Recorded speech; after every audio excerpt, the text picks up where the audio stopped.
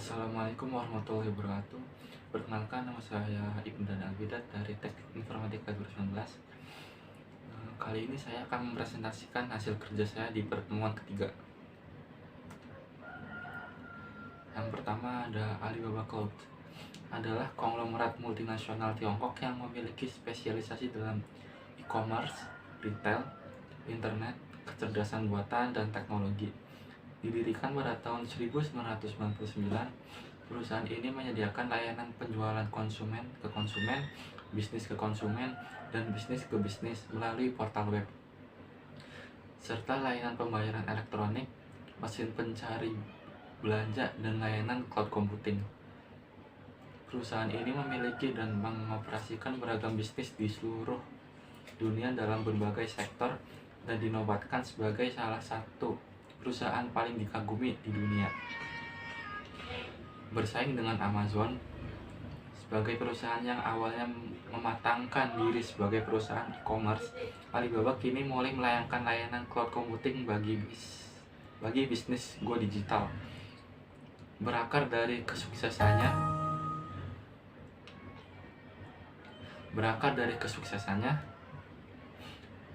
membawakan bisnis jual online, perusahaan rintisan Jack Ma ini sedang mencoba memperluas pangsa pasar layanan Alibaba Cloud ke seluruh dunia, termasuk Indonesia.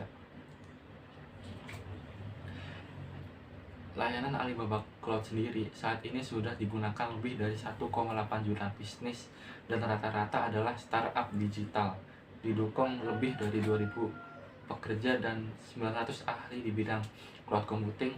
Alibaba Cloud dipersonalisasi dengan kebutuhan bisnis berkembang yang cukup dinamis.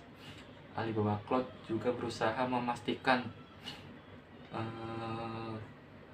keandalan layanan dengan selalu menggunakan teknologi baik hardware server dan jaringan maupun perangkat lunak teranyar. Produk cloud yang ditawarkan juga cukup beragam, mulai dari untuk kebutuhan server, komputer service, layanan basis data, storage, dan CDN, hingga layanan manajemen dan keamanan. Sistem keamanan yang ditawarkan termasuk anti DDoS yang siap melindungi bisnis dari serangan cyber yang dewasa ini cukup meluas di kalangan pebisnis online.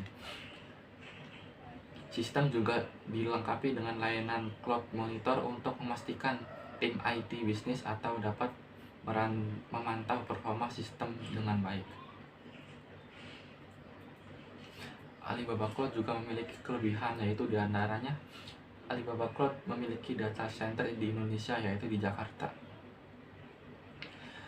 Jika yang akses cloud kita lebih dominan dari Indonesia, memiliki data center di Jakarta dapat dijadikan pertimbangan penting.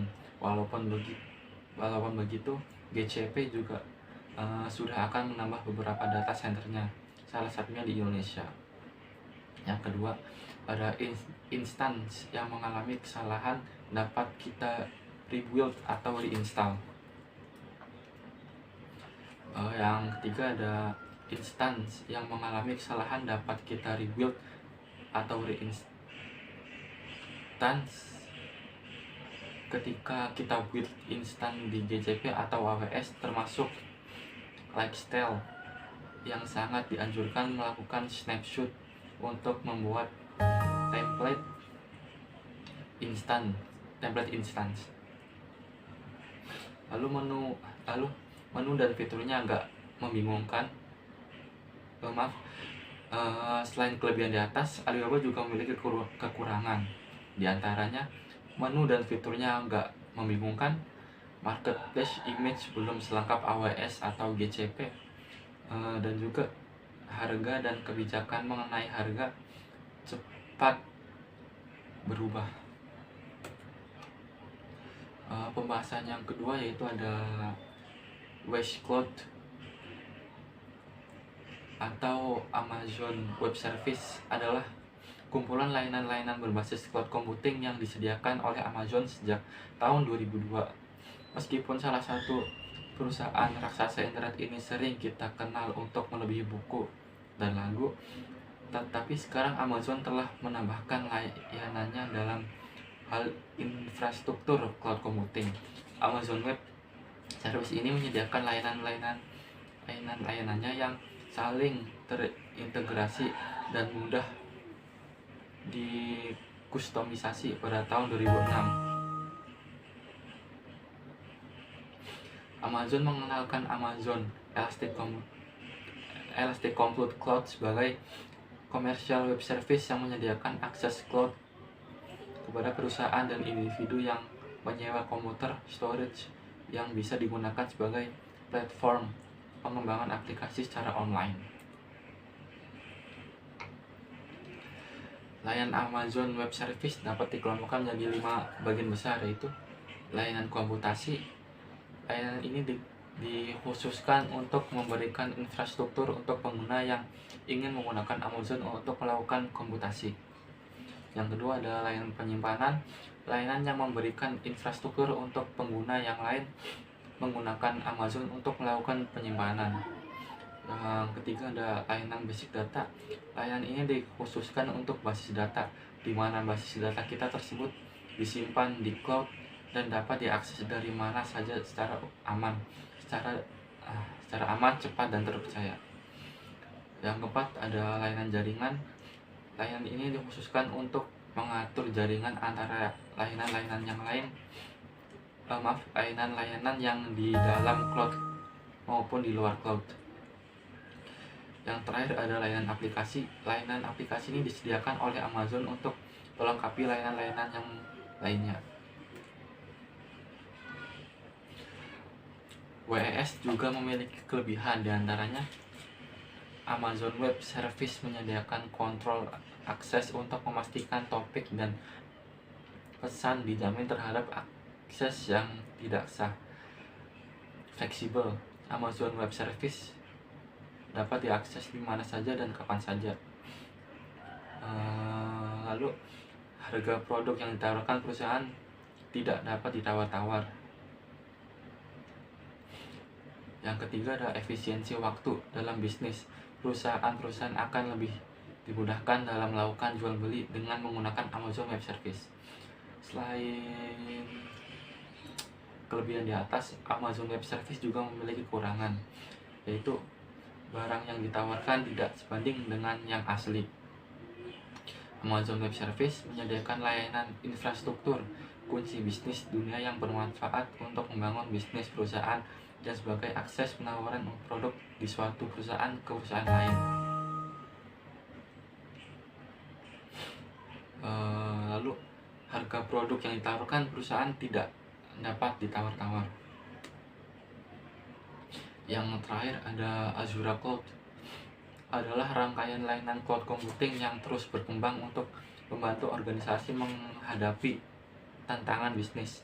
Dalam Microsoft Azure kita dibebaskan untuk membangun, mengelola, dan menyebarkan perangkat lunak pada jaringan global yang masih menggunakan tools favorit dan frameworks. Microsoft Azure menyediakan software as a service, platform as a service, dan infrastruktur as a service, dan mendukung banyak bahasa pemrograman, tools, dan framework yang berbeda, termasuk perangkat lunak dan perangkat lunak pihak ketiga khusus dan Microsoft. Azure diumumkan pada Oktober 2008, dimulai dengan kode nama Project Red Dog dan dirilis pada 1 Februari 2010 sebagai Windows Azure, sebelum berganti nama menjadi Windows Azure pada 25 Maret 2014. Pengguna aplikasi dapat memiliki untuk mengembangkan dan mengalahkan aplikasi baru atau menjalankan aplikasi yang ada di cloud public dan Microsoft Azure. Microsoft Azure juga memiliki manfaat bagi penggunanya, yaitu seperti yang sudah dijelaskan oleh Glenn. Alasan Microsoft Azure diminati perusahaan adalah karena kualitas serta manfaat berbagai layanan yang ia tawarkan. Tidak hanya itu, harga yang ditawarkan Harga yang ditawarkan juga membuat Microsoft Azure menjadi penawaran cloud service publik terbaik di pasar.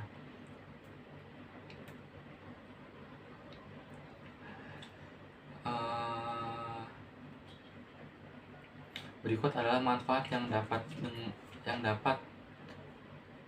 bisa didapatkan dengan menggunakan aplikasi yang satu ini. Menerapkan backup data rencana, pemulihan rencana pasca krisis. Melansir CCP Teknologi, Microsoft Azure adalah alat terbaik untuk melakukan backup data dan memulihkan pasca krisis. Yang kedua adalah mampu menjadi hosting serta mengembangkan aplikasi web dan seluler. Aplikasi ini menyediakan solusi bagi perusahaan yang sedang mencari platform untuk hosting, mengembangkan, atau mengelola web maupun aplikasi seluler. Yang ketiga ada berinovasi dengan solusi industri LOT. Melansir Tech Target, manfaat berikutnya menggunakan Microsoft Azure adalah bahwa perusahaan dapat berinovasi dengan solusi industri LOT.